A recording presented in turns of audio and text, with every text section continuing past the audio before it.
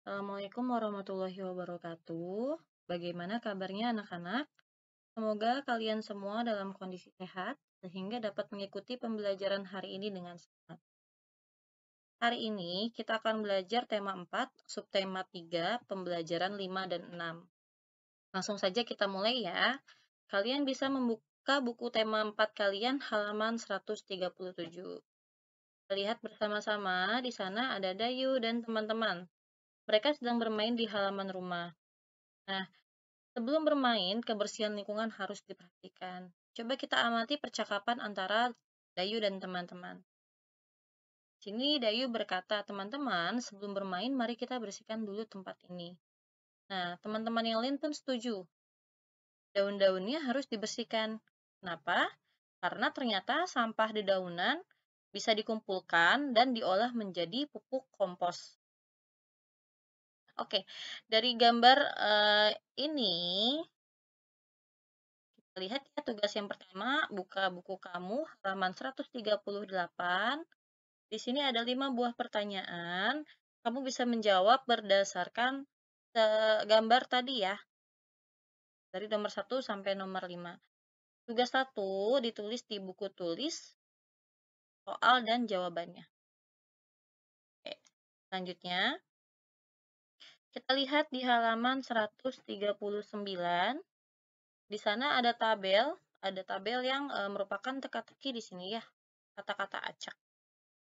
Tugas kamu adalah menemukan kata pada tabel sesuai dengan makna katanya sebagai berikut. Kita cari bersama-sama ya. Nomor 1, pupuk campuran dari daun dan kotoran hewan yang telah membusuk. Dari gambar tadi kita bisa tahu kalau pupuk yang terbuat dari daun dan kotoran yang membusuk itu dinamakan pupuk kompos. Kompos kalau kita cari di kotak berisi huruf acak ini ada di sini ya. Jadi nomor 1 jawabannya kompos. Nomor 2, bagian tumbuhan yang indah berwarna cerah. Bagian tumbuhan itu kan diantaranya ada batang, daun, akar, bunga, buah. Nah, di nomor 2 diminta yang bagiannya berwarna cerah, yang indah. Bagian tumbuhan yang indah itu adalah bunga. Kita bisa temukan di ini ya, bunga. Oke. Nomor 3, bagian tumbuhan yang berhelai-helai dan melekat pada ranting. Sudah ada di soal, jawabannya adalah daun. Kita lanjut lagi ya. Silakan buka buku kamu. Buku tema 4, halaman 146. Di halaman sebelumnya, halaman 145, Udin, Edo, dan Beni bermain kelereng di halaman rumah. Dayulani, Siti, dan Mei juga bermain lompat tali di sana. Walaupun berbeda agama, mereka bermain dengan rukun. Sikap mereka pantas ditiru. Nah, apa sih akibat dan manfaat dari persatuan dalam bermain? Kita isi bersama-sama ya. Di sini bersatu dalam bermain. Mereka berdua ini berbeda agama sebenarnya, nah, tapi dapat bermain bersama-sama. Manfaatnya apa ya kalau kita bersatu dalam bermain? Yang pertama, bermain terasa menyenangkan karena rukun ya. Yang kedua, bisa menjaga kekompakan. Yang ketiga, menambah semangat. 4, terhindar dari konflik. Dan yang terakhir, bisa menjaga perdamaian. Jadi kalau bermain harus selalu bersatu ya, tidak membeda-bedakan atau tidak memilih-milih teman. Lalu apa akibatnya jika tidak bersatu? Kita lihat yang pertama, terjadi kesalahpahaman. Yang kedua, terjadi perselisihan. Perselisihan ini sama artinya dengan permusuhan. Yang ketiga, bermain jadi tidak menyenangkan. Selanjutnya, hilangnya semangat dalam bermain. Dan yang terakhir, kurangnya solidaritas. Oke, dipahami ya, Nah ya. Kita lanjut lagi. Boleh buka buku kamu halaman 150. Di sana ada gambar sabun dan spons. Kita sudah belajar kemarin ya tentang bangun ruang, sabun, dan spons itu berbentuk balok. Balok merupakan contoh bangun ruang. Apa sih bangun ruang itu? Bangun ruang adalah bangun yang di dalamnya terisi rongga atau berisi rongga. Ada isinya seperti itu ya, atau dapat diisi. Nah, di sini ada beberapa contoh bangun ruang. Di sini ada balok, prisma, dan limas. Kalau balok, bawahnya itu persegi panjang. Bagian atas dan atapnya sama bentuknya, persegi panjang. Nah, prisma ini nanti bermacam-macam, nah, cuma ciri khas dari prisma adalah alas dan tutup selalu sama bentuknya. Alas dan tutup selalu sama bentuknya. Kalau di sini tutupnya dan alasnya berbentuk segitiga. Lalu ini juga prisma, hanya saja prismanya ditidurkan. Jadi atas dan tutupnya itu sebenarnya yang bagian samping sini. Ini dan ini sebenarnya atas dan tutup. Jadi, ciri khas dari prisma adalah ada dua bangun yang bentuknya sama. Nih, yang ini kan segitiga ya, kanan kiri ya. Di sini juga segitiga, kanan kiri. Jadi, sepasang bentuk yang sama. Kalau limas, ciri khasnya adalah ujungnya runcing. Jadi, dibedakan ya, Naya. Kalau prisma ada sepasang yang sama bentuknya. Kalau limas, ujungnya runcing. Oke, masih ingatkah kamu tentang rusuk, sisi, dan titik sudut pada bangun ruang? Kemarin kita sudah belajar ya, rusuk, sisi, dan titik sudut pada prisma khususnya. Nah, sekarang kita belajar ketiga bagian ini dari prisma dan limas. Kita bedakan dulu. Tadi ya diingat ya perbedaannya, kalau prisma tutup dan atasnya sama, tapi kalau limas ada yang bagian runcingnya. Di sini nama-namanya adalah titik sudut itu yang ujung-ujung. Yang bagian pojok-pojok namanya titik sudut.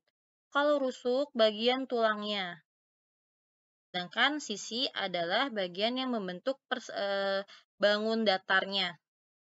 Oke, jadi di sini sisinya ada 1, 2, 3, terus bagian depannya 4 dan 5. Oke, kita bandingkan di limas. Sama seperti tadi, kalau rusuk itu tulang-tulangnya yang garis-garisnya ini. Titik sudut pojok-pojoknya A, B, C, dan T itu adalah titik sudut, sedangkan sisi adalah yang membentuk bangun datarnya. Jelas ya? Untuk menentukan jumlahnya itu tergantung pada banyak isinya. Kalau di sini kan namanya prisma, alasnya segitiga, namanya prisma segitiga. Nah, untuk menentukan banyak rusuknya, jadi kalau tadi namanya segitiga. Segitiga, ini ada rumusnya ya, Nak ya.